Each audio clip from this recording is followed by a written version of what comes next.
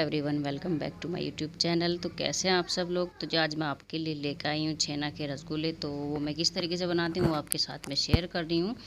और बहुत ही आसान तरीके से बनाती हूँ, बहुत से परफेक्ट बढ़िया हमारे रसगुल्ले बनकर तैयार होते हैं। अगर आपको मेरी ये रेसिपी पसंद आए तो प्लीज़ लाइक, कमेंट और शेयर ज़रूर कीजिएगा। तो यहाँ पर देखिए कितने सॉफ्ट से मैंने रसगुल्ले बनाकर तैयार किए थे। तो यहाँ पर लिया है मैंने 2 किलो के करीब ये मेरा दूध है, यानी कि 1.5 किलो से थोड़ा एक्स्ट्रा और 2 से थोड़ा सा कम। तो इतना ये दूध था। थोड़ा पतीला मेरा गहरा है तो इस थोड़ा कम दिखाई दे रहा है, लेकिन 2 किलो दूध ये बिल्कुल 2 किलो के आसपास था। तो आपको इतना दूध लेना है, या जिस भी मेजरमेंट से आप बना रहे हैं उसी हिसाब से आप देख लीजिए। तो यहाँ पर लिया है मैंने एक नींबू, उसको कट करके रख लिया और दूध को मैंने उबलने के लिए रख दिया था गैस पर। और देखिए यहाँ पर गर्म होना शुरू भी हो गया है। जब वो दूध बिल्कुल उबल जाए, यानी कि एक उबाल दूध के ऊपर आ जाए, तभी हमें इसके अंदर जो है ना नींबू का यूज करना है। तो आप इसको उबाल लीजिए और मलाई इसके ऊपर बिल्कुल भी मत आने दीजिए। और यहाँ पर नींबू का रस मैंने निकाला, उसमें डाल दिया 2 गुना पानी। तो नींबू में आपको कम, जितना आपका नींबू है उतने उससे 2 गुना पानी आप उसमें डालकर मिक्स करके रख लीजिए। और देखिए यहाँ पर एक उबाल आ गया है और बिल्कुल भी मलाई मैंने इसके ऊपर नहीं जमने दी है। तो आपको बिल्कुल तेज़ फ्लेम पर ही दूध कर लेना है, बस ना तो नीचे लगे और ना ही उसके ऊपर मलाई आए। इस तरीके से आप दूध को उबाल लीजिए और फिर गैस को सिम करने के बाद उसमें आपको थोड़ा थोड़ा सा ये नींबू का जो रस है इसको डालना है। एक साथ सारा रस नहीं डालना है। तो 3-3 मिनट के गैप पर आप ये रस डालिए। पहले आप उसको 1 चमचा डाल दीजिए, फिर उसको 3 मिनट के लिए छोड़ दीजिए, उसके बाद फिर से डालिए और उसके बाद आप उसको 3 मिनट के लिए फिर से छोड़ दीजिए। तो एकदम अगर आप डालोगे तो आपका बहुत हार्ड छेना बनेगा, उससे ना तो वो टेस्ट में अच्छा होता है, ना ही आपके स्पंजी से जो रसगुल्ले बनते हैं। तो इस चीज़ का थोड़ा ख्याल रखिए कि थोड़े थोड़े रेस्ट के बाद आपको नींबू डालना है। तो मैंने 3 बारी में इस नींबू के रस को इसके अंदर मिक्स किया है। और देखिए अब इसके बाद जब तीसरे नंबर पर हम इसको डालते हैं तो थोड़ी देर रेस्ट के बाद बिल्कुल बहुत अच्छे तरीके से पूरा छेना हमारा फट जाता है। बहुत प्योरली देखिए कितना अच्छा छेना फटकर तैयार हुआ है। तो आप उसको थोड़ा थोड़ा चला लीजिए और उसके बाद गैस को कर दीजिए बंद। तो आपको जो है सिम गैस के ऊपर ही इसको करना है। अगर आप बंद भी करना चाहें तो कर सकते हो, लेकिन थोड़ा क्या होता है कि अगर हमने गैस को सिम किया और चालू है तो उससे थोड़ा जल्दी फट जाता है। अगर हम उसको बंद कर दें तो हल्का सा टाइम उसके हिसाब से ज़्यादा ले जाता है। फट तो दोनों तरीके से ही जाता है। इसके बाद मैंने निकाल लिया इसको छलनी में। तो आपके पास जो भी हो, जिस तरीके से आप इसको निकाल लीजिए। तो मैंने सीधा कपड़े में नहीं निकाला है, क्योंकि मुझे पहले इसको थोड़ा सा धोना है, जिससे कि जो नींबू की खटास है वो पूरी इसके अंदर से, छेना के अंदर से निकल जाए। तो आपको खटास निकाल लेनी है, उसके बाद आपको इसे एक कपड़े में करना है। तो अच्छे तरीके से आप इसको वॉश कर लीजिए 2 से 3 बार, तो सारी खटास निकल जाती है, कोई दिक्कत नहीं है। अगर आप विनेगर से फाड़ना चाहते हो दूध को तो उससे भी कर सकते हो, या फिटकरी वगैरह जो होती है उससे भी आप कर सकते हो। तो नींबू से बढ़िया ईजिली हो जाता है और नींबू सबके घर में मिल भी जाता है आसानी से, तो बहुत आसान होता है इससे करना। इसके बाद आपको लेना है कॉटन का साफ सा कपड़ा और उसके बाद इस छेना को उसमें डाल देना है। और उसके बाद आपको इसको अच्छे तरीके से निचोड़ के इसका पूरा जो ये इसके अंदर पानी है या दूध है, जो भी आप बोलोगे, वो निकल जाना चाहिए। इससे क्या होगा कि हमें ज़्यादा टाइम के लिए इसको नहीं रखना पड़ेगा। किसी वेट वाली चीज़ इसके ऊपर रख के, जैसे हम रखते हैं पनीर बनाते हैं 4 से 5 घंटे के लिए उसको दबा के रखते हैं, तो उस तरीके से नहीं रखना पड़ेगा। और इधर आपको जो ये हमारा निकला था नींबू वाला पानी था छेना में से, उसमें 2-3 चम्मच आप ले लीजिए। इसका यूज हम बाद में करेंगे, तो थोड़ा सा इसको निकाल कर साइड में रख लीजिए। इसके बाद देखिए मैंने इसको रख दिया था थोड़ी देर के लिए, इसके ऊपर भारी चीज़ इसके ऊपर करके रख दी थी छेना के। तो देखिए बिल्कुल अच्छे से सेट हो चुका है। तो ज़्यादा देर के लिए नहीं रखा था, 10 से 15 मिनट के लिए ही रखा था, बस इतने में ही अच्छा हो जाता है। क्योंकि इसका हमने निचोड़ तो बहुत सारा पानी दिया था, उसके बाद इसमें इतना था ही नहीं, तो हल्की 15 मिनट के लिए मैंने इसको तकरीबन रख दिया था। तो देखिए यहाँ पर कितना अच्छा छेना बनकर तैयार हुआ है। अब हमें इसमें क्या करना है कि जैसे हमें इसको चिकना करना है, जैसे हलवाई जो होते हैं, जो हथेली का एंड होता है उसकी हेल्प से इसको चिकना करते हैं। तो हम 2 तरीके से इसको अच्छे से मैश कर सकते हैं, जिससे कि इसका जो घी है वो भी आने लगे और ये बिल्कुल अच्छा सा सॉफ्ट सा इसका डो बन जाए।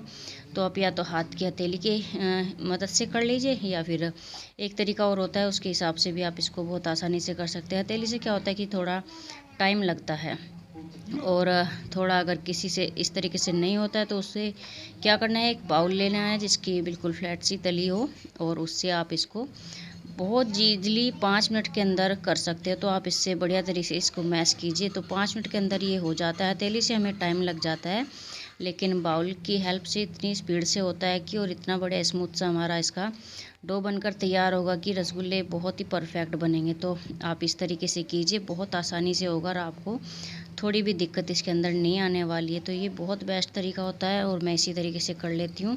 जल्दी भी हो जाता है और इससे थोड़ी हाथों में भी कोई पेन वगैरह नहीं होता है, क्योंकि जब हम छेना को हाथ से करते हैं तो उसमें थोड़ा पेन भी होने लगता है और टाइम भी ज़्यादा लग जाता है। तो फटाफट से अगर हमें काम करना है और टाइम की भी बचत करनी है तो आप इस तरीके से कर सकते हो। तो देखिए यहाँ पर बिल्कुल जो ये है चिकना हो चुका है, बिल्कुल एक साथ ये बंध जाएगा, थोड़ा भी टाइम नहीं लेगा।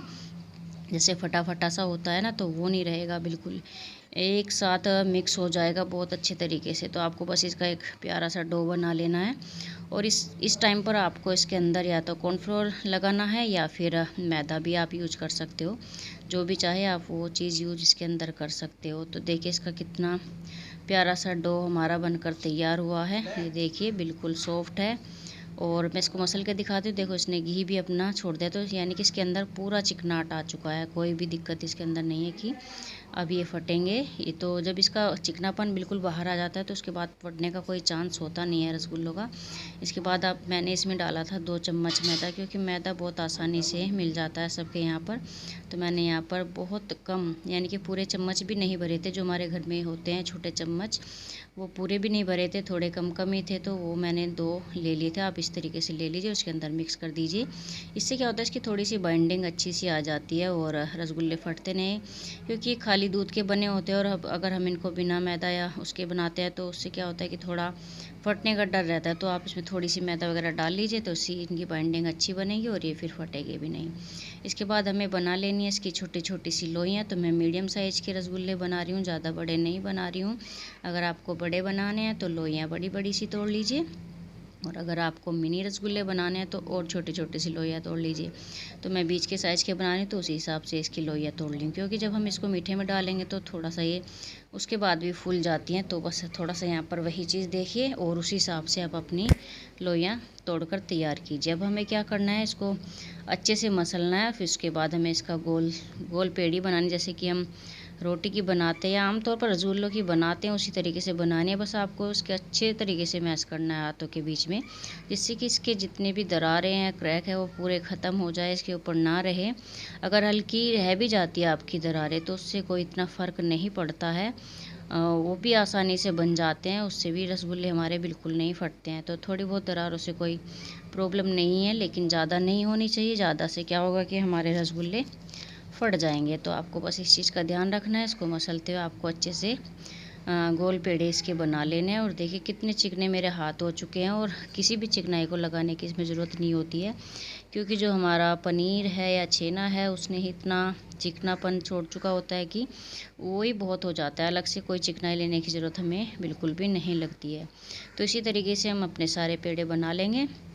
और उसके बाद हमें लेनी है एक कढ़ाई, और कढ़ाई में आपको डालनी है किसी भी चीज़ का आप मेजर कर लीजिए। तो मैंने यहाँ पर 1 बाउल चीनी ली है, और चीनी का हमें 3 गुना पानी इसके अंदर डालना है। तो आप इसके अंदर उसी चीज़ से, जिसको भी आप ले रहे हो, कप हो, बाउल हो, जो भी चीज़ आप यूज कर रहे हो, उस हिसाब से 3 गुना पानी इसके अंदर डाल लीजिए। और उसके बाद इसको थोड़ा मेल्ट कीजिए, चीनी क्योंकि घुलनी बहुत ज़रूरी है। अगर आपकी चीनी साफ़ नहीं है तो आप इसके अंदर 2 चम्मच दूध डाल के, और उससे क्या होता है कि चीनी की सारी गंदगी ऊपर आ जाती है और आप उसको चम्मच से हटा सकते हो। लेकिन मेरी चीनी बिल्कुल क्लीन थी तो मुझे इसकी ज़रूरत नहीं लगी। और देखिए यहाँ पर सारी चीनी अच्छे तरीके से मेल्ट हो चुकी है। इसके बाद आपको क्या करना है, जब इसमें एक उबाल आ जाए, यानी कि चाशनी में हमारी थोड़ा खद्दा सा लग जाए, तो आपको जो हमने वो थोड़ा नींबू वाला पानी बचा के रखा था उसका यूज हमें यहाँ पर करना है। तो देखिए उबाल आ चुका है बढ़िया तरीके से, बबल्स पूरे भर भर कर आ रहे हैं। तो अब आपको यहाँ पर जो हमने वो बचा के रखा था नींबू वाला पानी या दूध, जो भी बोलोगे, वो आप इसमें डाल दीजिए थोड़ा थोड़ा करके। इससे क्या होगा, जब हमारे रसगुल्ले का कुकिंग प्रोसीजर होगा तो बहुत आसानी से होता है। और उसके बाद अगर हमारी चाशनी बच भी जाती है, जब हमारे रसगुल्ले वगैरह ख़त्म हो जाते हैं, तो चाशनी ख़राब नहीं होती है इसकी, जो क्योंकि उसमें नींबू का रस होता है, तो उसकी वजह से चाशनी में फ्रेशनेस बनी रहती है। और इसके बाद आप इसको चला लीजिए और 1-2 उबाल और अच्छे तरीके से लगा लीजिए। तो हमें कोई चिपचिपी या गाढ़ी चाशनी नहीं बनानी है, तार वाली चाशनी नहीं बनानी है, बस इसको थोड़ा उबाल ही देना है और उसके बाद आपको इसमें डाल देने हैं सारे बॉल्स जो भी आपने बनाकर तैयार किए हैं।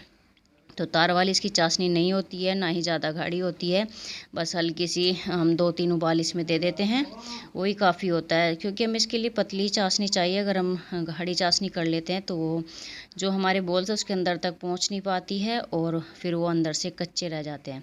तो पहले आपको 5 मिनट के लिए आधा लीड लगा कर छोड़ना है, जिससे कि ये थोड़े सॉफ्ट हो जाएं। उसके बाद आपको पूरा लीड लगाना है। तो यहाँ पर देखिए मैंने आधा लीड लगा के छोड़ा था 5 मिनट के लिए, और देखिए जो रसगुल्ले उनका साइज भी बदल चुका है, और जो हल्का सा चाशनी ने अपना थोड़ा चीनी ने मैल भी छोड़ा है, तो वो भी बीच में इकट्ठा हो जाता है। या तो आप उसको चम्मच से निकाल दीजिए या ऐसे ही आप उसको मिक्स कर दीजिए, उससे कोई फ़र्क नहीं पड़ता है। जब आपके 5 मिनट हो जाएँ तो उसके बाद आप पूरा लीड लगा के उसको और छोड़ दीजिए 8 से 10 मिनट के लिए। और थोड़ा अपनी चाशनी का ध्यान रखिए, अगर आपने चाशनी कम बनाई है तो आप बीच में देख सकते हो कि ज़्यादा चाशनी ना फूक जाए, क्योंकि उससे क्या होगा कि रसगुल्ले नीचे लग जाएंगे। तो थोड़ा सा बस इस चीज़ का ध्यान रखिए। अगर एक्स्ट्रा चाशनी बनाई है तो उससे कोई प्रॉब्लम नहीं होता है। तो देखिए यहाँ पर रसगुल्ले हमारे जो हैं बिल्कुल रेडी हो चुके हैं, और इनका कलर भी देखिए और साइज़ भी चेंज हो चुका है। उसके बाद मैंने इनको छोड़ दिया था छलनी से ढककर, क्योंकि थोड़े ठंडे करने ज़रूरी थे, क्योंकि ठंडे होने के बाद ही असली टेक्सचर पता चलता है। तो यहाँ पर देखिए कलर भी चेंज हो चुका है, और मैं आपको दबा के दिखाती हूँ कितने सॉफ्ट से हमारे जो ये छेना रसगुल्ले बनकर तैयार हुए हैं। पूरे जूसी हैं, जूस इन्होंने बहुत अच्छे तरीके से सोख लिया है। उसके बाद हम इनको सर्व कर लेते हैं। तो देखिए कितने सुंदर देखने में भी लग रहे हैं और खाने में भी बहुत टेस्टी से और लाजवाब से हमारे जो है छेना रसगुल्ले बनकर तैयार हुए थे। तो जी आप इस तरीके से बड़े आसानी से रसगुल्ले घर पर ही बना सकते हैं और मार्केट वालों से बच सकते हैं, क्योंकि घर पर बनी हुई चीज़ें बहुत अच्छी होती हैं, शुद्ध होती हैं, पौष्टिक होती हैं, उनसे कोई नुकसान हमारा होता नहीं है। तो घर पर बनाइए, थोड़ी सी मेहनत में आप अच्छी अच्छी चीज़ें अपने घर पर खा सकते हो, बना सकते हो।